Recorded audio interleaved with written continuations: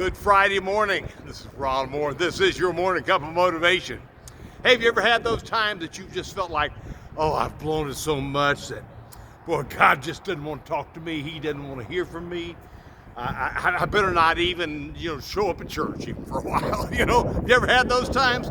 Well, I have. But, well, that's the same thing that happened in what's kind of the story of this saga, kind of this particular era, kind of starts over in 1 Samuel 8.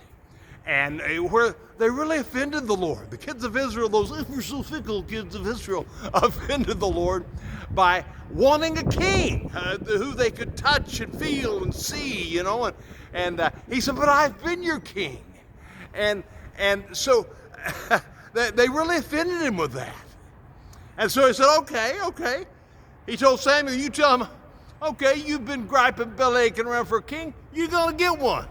Well, I'm telling you, here's what he's going to do when you have a king. And it wasn't a pretty picture that he told what's going to happen.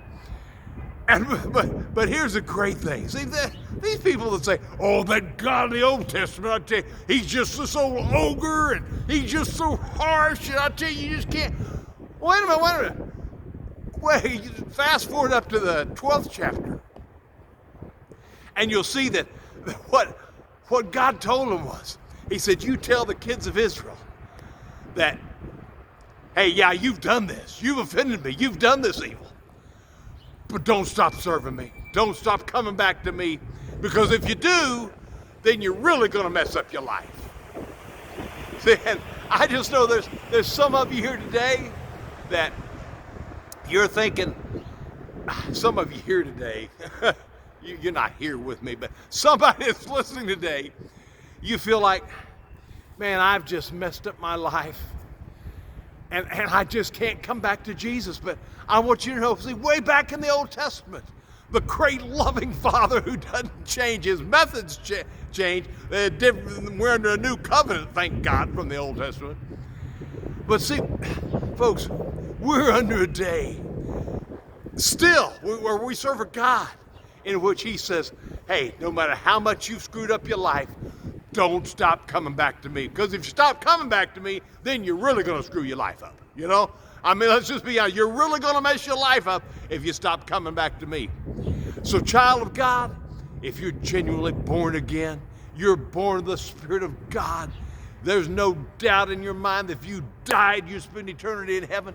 If that's you and you've really messed your life up, hey, just right here this morning, right here, whenever you're listening to this, when I'm finished, just say, Lord, I'm sorry.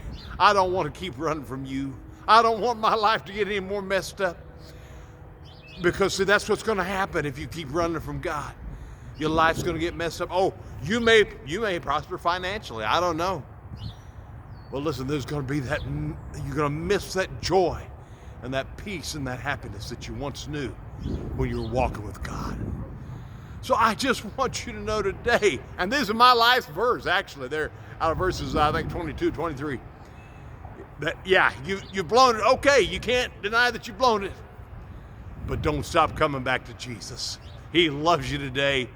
It's never his desire. Not like your parents. Hey, don't come and see me till you get it right. No, that's not that's not your heavenly Father.